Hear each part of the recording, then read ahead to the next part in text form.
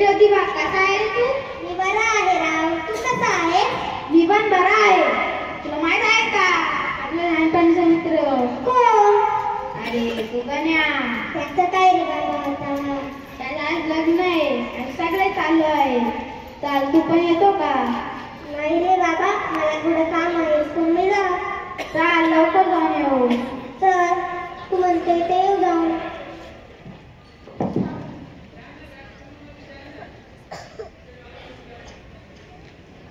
आणि तो इकडे पाठव, तिथं ओला इकडे आमचं ओला आहे, सगळे पाठव इकडे. अरे याला कोणी बोलवलं? मीच बोलवलं तात्या. दुसऱ्या रात्रीत असून ब्राह्मणाच्या लग्नाला आला.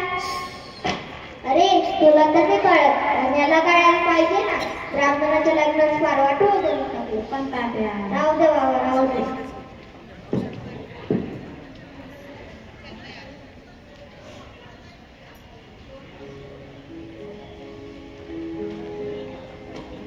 अगो काय झालं? काही नाही ग. मग एवढे नाराज का? एवढे नाराज मी तुम्हाला कधीच नाही पाहिले. अगं मी आज एका ब्राह्मणाच्या लग्नाला गेलो होते. मग तिथे माझा खूप अपमान झाला. असं का बरं? सावित्री, आपल्या देशामध्ये खूप कुविचार चालू आहे. आपण या विचारांना गुलामगिरीतून काढले पाहिजे आणि आपल्या देशाच्या विकासाबद्दल विचार केला पाहिजे. आणि या देशातील लोक भेदभाव, अशिक्षण, अस्पृश्यता, सती जाणे यांसारख्यामध्ये गुंतलेले आहे. सावित्री, आपण यांना सुशिक्षित करणे गरजेचे आहे आणि यासाठी मी एक निर्णय घेतला आहे. कोणता? की मी मुलीची शाळा काढणार म्हणजे काढणारच आणि मी त्याआधी तुला शिक्षित करणार. होय, खरं आहे तुमचं. मी तुमच्या पाठीशी खंबीरपणे उभी राहील.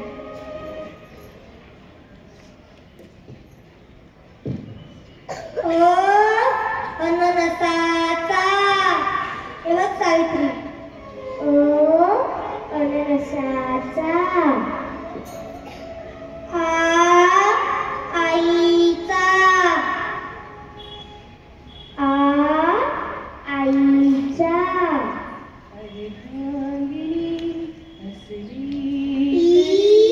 इमारतीचा.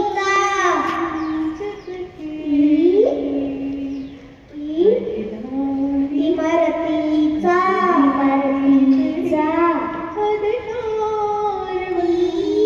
इडलिंबूचा.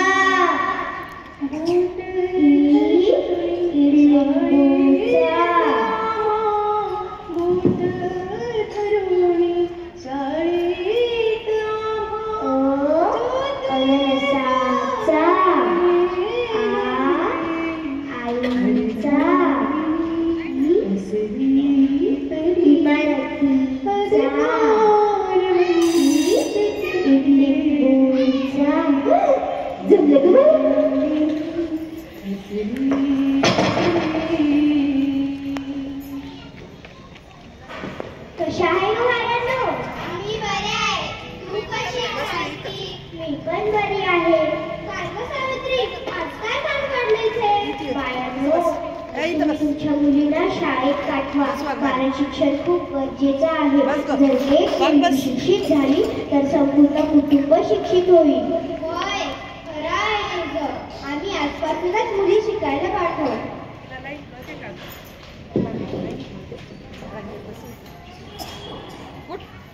या मुलींनो, बसा.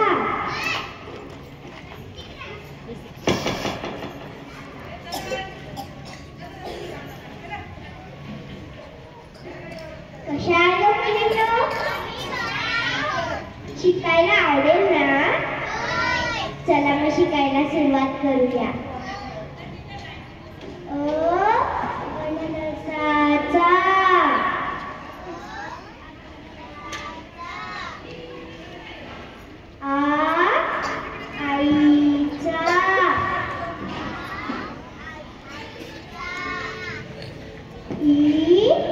इमारतीचा.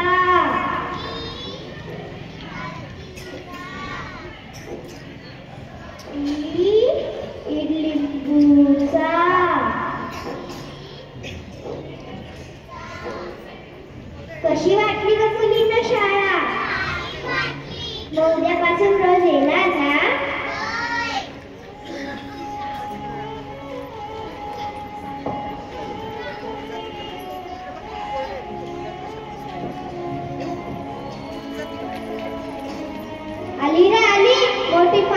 मोठी झाली, आता काही आम्हाला शिकवणार? देवा, आता काय होईल या संसाराचं? आता ही बाई आम्हाला शिकवणार?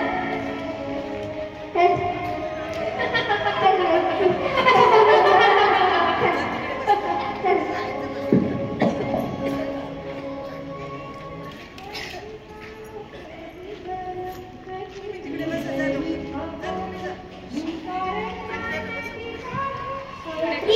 अगं तुला अंग गरम लागते का ताप येतोय का? माझी बायको थोडीशी कल्पना आहे, पण ही कल्पना वाढली तर आपल्या शाळेचं काय होईल, मुलीच्या शिक्षणाचं काय होईल हे काय नाही. उद्याच वैद्यांना बोलवते, तो औषध घे म्हणजे लवकर बरी होशील.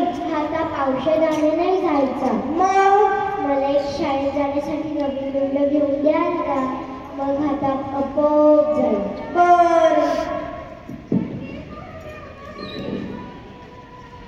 मला माहिती, लुगड्यासाठी ताक काढणारी माझी सावित्री मुळीच नाही. मग सावित्री अशी का बरं बोलली? तिच्याकडे एक लुगडं असताना ती दुसरे लुगडे का बरं मागते? तुला माहिती, आपल्याकडे जे पैसे आहेत ते शिक्षणासाठी आहेत. बायकोच्या लुगड्या करता नव्हे, तरी पण ती दुसरे लुगडे का बरं मागते? यामागे नक्कीच काहीतरी कारण आहे, मला आजच जाणून घ्यायचे.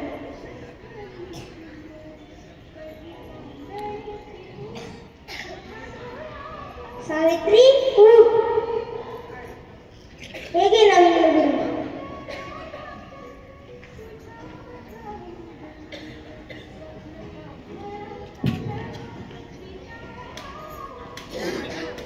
काय ग मुलींनो, कशी चालली शाळा?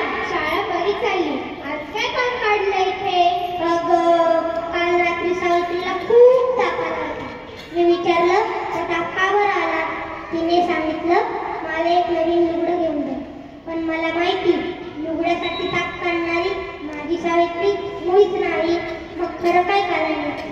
मला आत्ताच जाणून घ्यायची.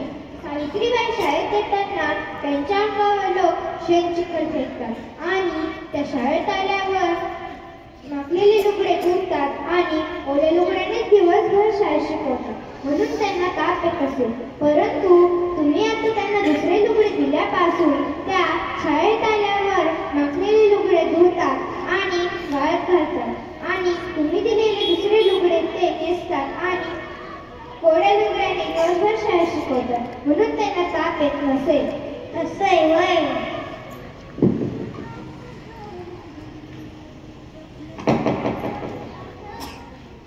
सावित्री, मला सगळं समजलंय, पण आता काहीही झालं तरी आपण थांबायचं नाही. आपण आपलं कार्य सतत चालू ठेवायचं. वय, खरं आहे तुमचं. मी तुमच्या पाठीशी खंबीरपणे उभी आहे.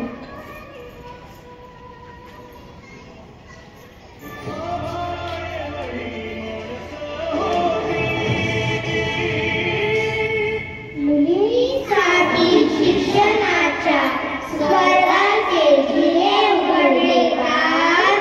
मुलींसाठी शिक्षणाच्या स्वर्गाचे जिने उघडलेगार.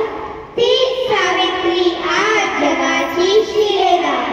तीच सावित्री आज जगाची शिलेदार. धन्यवाद.